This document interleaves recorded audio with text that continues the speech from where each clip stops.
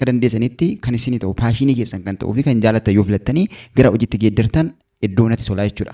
Sababiin isaa amma jeejii gochuu yookiin immoo murteessoo otoo hin taane amma rikoomandi gochuudha. Kan isin kan ofii keessan keessaa filattu. Har'a fakkeenyaaf iskiilii 5 isin jireenya keessan ittiin geeddarachuu dandeessan iskiilii hedduu murteessaa fi keessumaa yeroo ammaa yeroo teekinooloojii kanatti bu'aa buusuu danda'an 5 isiniif qodaa 5 kana keessaa immoo kan isinitti toluu fi paashinii keessan kan ta'e waan isin itti tolu barachuu waan barbaaddan akka dandeettii fi fedhiif jaalala keessanitti dhiira taatanii shamarran taatanii isin immoo filattanii gara waan sana qo'achuu fi gara iskiilii sana divilooppii godhachuutti deemtu jechuudha. Iskiilonni kun 5 isaanii iddoo murteessaa fi iddoo jireenya keessan qaalii kan godhanidha. Garuu akkaataan itti isin barattan bifa salphaa ta'een jira yeroo ammaa shoortii tarmiidhaan dhaabbanni barnoota garaagaraa ni barsiisu dabalataan immoo onlaayinii irraa barachuu dandeessu jechuudha. Weebii garaagaraa irraa akkasumas yuutuubii fi tiiktookii irraa hanga ta'e barachuu ni dandeessu jechuudha. Isa immoo eessaa barannaa liinkii gaggaarii barachuun nu gargaaru eessaa arganna yoo jettanii isiniifan qooda. Inni garuu dandeettii keessan karaa kamiin guddifachuu dandeessu akkamitti bifa simbil ta'e yookiin bifa xiqqaadhaan yookiin bifuma baay'ee salphaa ta'een bilbila keessan qofaa fayyadamtanii barachuu barbaaddu taanaan innillee daarekshinii biraati. Yookiin immoo PC garaagaraa yookiin deeskitooppii yookiin laaptooppii qabdu taanaan isa fayyadamtanii iskiilicha kana barachuu barbaaddu taanaan innillee isteeppii biraati jechuudha. Tokko miti lachan isaaniiyyuu. Kamis ta'e kam 5 isaaniiyyuu waan meen poointii fi bu'aa guddaa nu buusuu danda'anidha jechuudha guutumaatti. Maaliif tokkoffaa yeroo keessan akka isiniif qusatamu isinii taasisa. Yeroo keenyatti fayyadamuu dandeenya taanaan ikoonoomikaalii biizinasiin wanti gadi deemnuuf takka illee hin jiru jechuudha. Inni jalqabaa fi hunda dursa yeroo ammaa kana dhaabbanni garaagaraa fi wantoonni dhaabbanni hedduun barbaadanii fi beeksisa yeroo hunda irra deddeebi'ee bahu ofii keenyaallee iskilii sana yoo qabaanne ofuma keenya kontentii ofii keenyaa uumne ittiin jireenya keenya geeddaruu dandeenyu. Inni jalqaba irratti argamu viidiyoo editingidha. Viidiyoo editingiin iskilii baay'ee salphaadha. Sadarkaa barnootaa sooshaal taanee naachuraal taanee waanuma dhiibbaa qabu takka illee hin qabu jechuudha. Gosa kamiyyuu yoo ta'an garuu kan barbaachisu ofii keenya kenninee barachuu akka barannu immoo sammuu keenya amansiisudha. Baay'ee salphaadha. Firiidhaan viidiyoo garaagaraa bakka adda addaatti argannaa yookiin immoo maallaqa muraasa invest goonee sa'aatii paartii taayimii qabnu shoortii tarmii barachuu dandeenya. Shoortii tarmii barachuu dandeenya jechuudha. Dhaabbata barnoota garaagaraa barsiisurraa yookiin immoo namoota seminarii adda addaa yookiin immoo kolleejii adda addaa keessatti shoortii tarmiidhaan yeroo muraasaaf kennama. Garuu waan faayidaa qabu hin fakkaatu. 100% guutummaatti faayidaa guddaa qaba. Namoota hedduu jireenya isaanii fooyyesseera jechuudha. Hanqina rakkina karaa maallaqaa isaan mudaturraa akka isaan walaba ta'an taasiseera jechuudha iskiiliin kuni. Kanaaf viidiyoo editingiin isa jalqabarra jirudha. Isa yuutuubota garaagaraatu jira, chaanaalota garaagaraatu jira, akkasumas weebsaayitiiwwan garaagaraa firiidhaan irraa barattanii dabalataan saartifikeettii iyyuu argatantu jira. Garuu xiyyeeffannaan keessan saartifikeettii irra ta'uun irra hin jiraatu. Xiyyeeffannaan keessan iskiiliidha. Iskiiliin divilooppii ta'e taanaan iskiiliin sun saartifikeettii nuti argannu caala jireenya keenyaaf bu'aa guddaa qaba. Namoonni hedduun kan barbaadan iskiilii keenyadha jechuudha.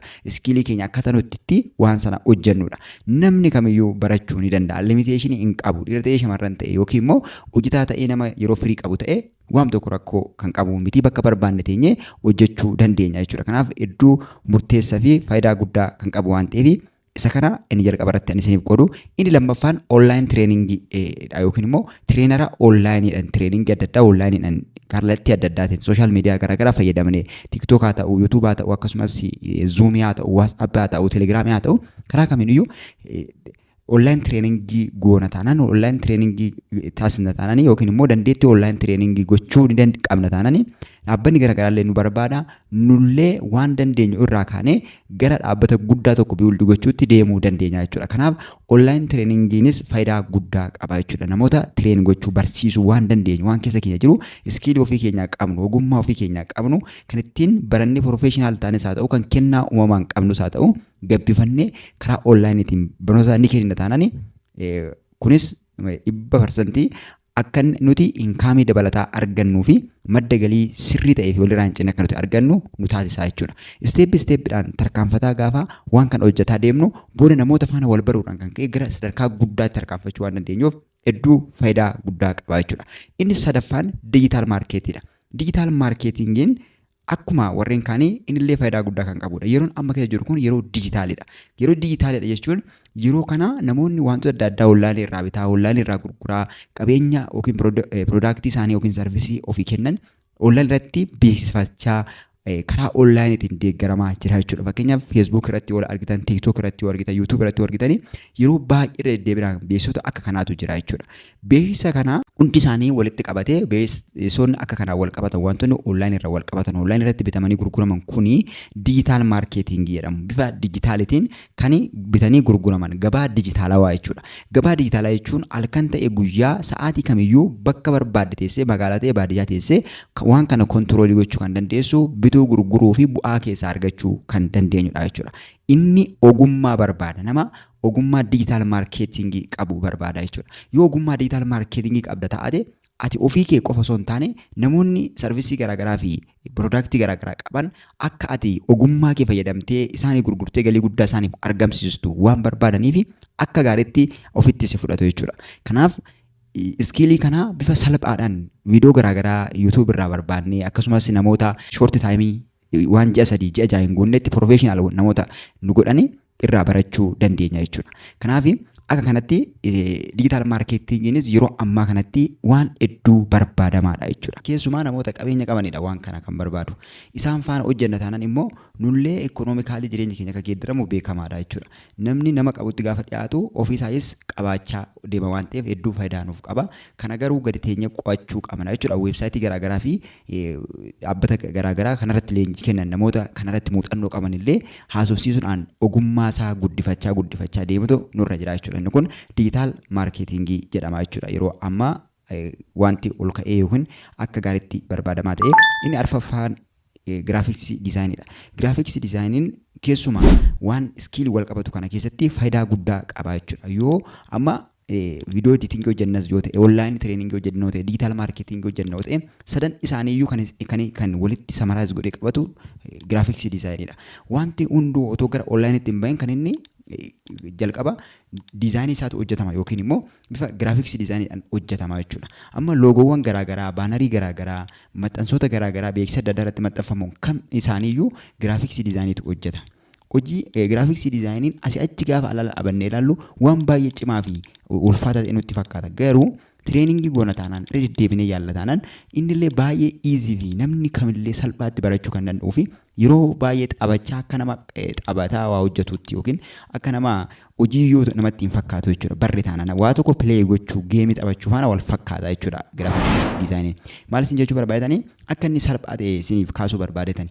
Garuu giraafiksii diizaayiniin akka kana bifa salphaadhaan nama barate nama professional ta'ee bifa salphaadhaan gammadaa keessatti boqotaa kan hojjetu haa ta'u iyyuu malee waan hedduu meen poointi murteessaa ta'edha jechuudha. Yeroo diijitaalii hamma ta'e kana keessatti jiru keessatti giraafiksii diizaayiniin faayidaa guddaa qaba, bakka guddaa qaba jechuudha.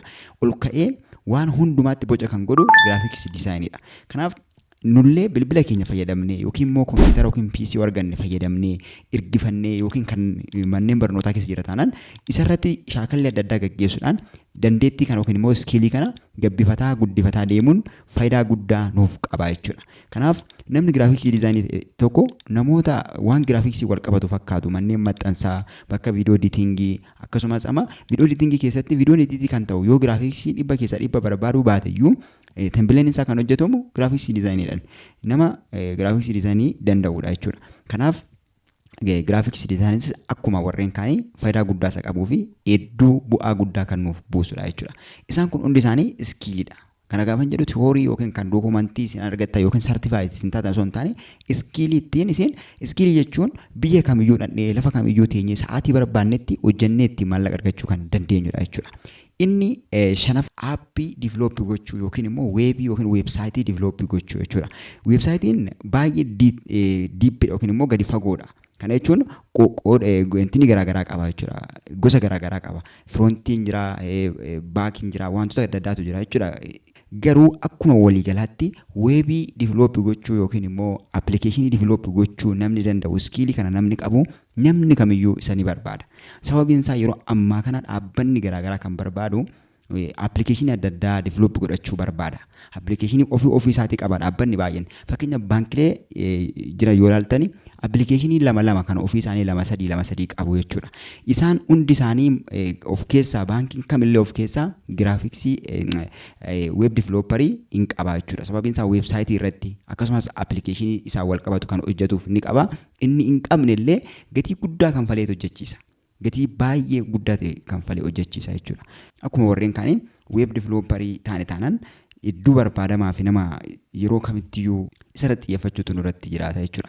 Kun iskiilidha. Amma weebii tokko develop gochuu dandeessa taanaan dandeettii weebii develop gochuu qabda taanaan ati ofii keetii weebii ofii keetii develop gootee ofii keef karaa sanaan galii argachuu ni dandeessa yookiin immoo namoota birootiif develop gootee namoota birootti gurgurachuudhaan maallaqa hedduu argachuu dandeenya. Dhaabbata biraa keessa gallee immoo dandeettii kanaan yookiin immoo iskiilii kanaan maallaqa guddaa argachuu dandeenya jechuudha. Walumaa galatti iskiliiwwan shanan isaanii iyyuu bu'aa guddaa nuuf buusu nuti irratti xiyyeeffannee hojjenna taanaan jechuudha. Kanaaf kan isinitti toluu fi keessa keessan kan jiru ofii keessanii kan isin gammachiisu shanan kana keessa tokko filattanii kan isinitti xiyyeeffachuu qabdan jechuudha.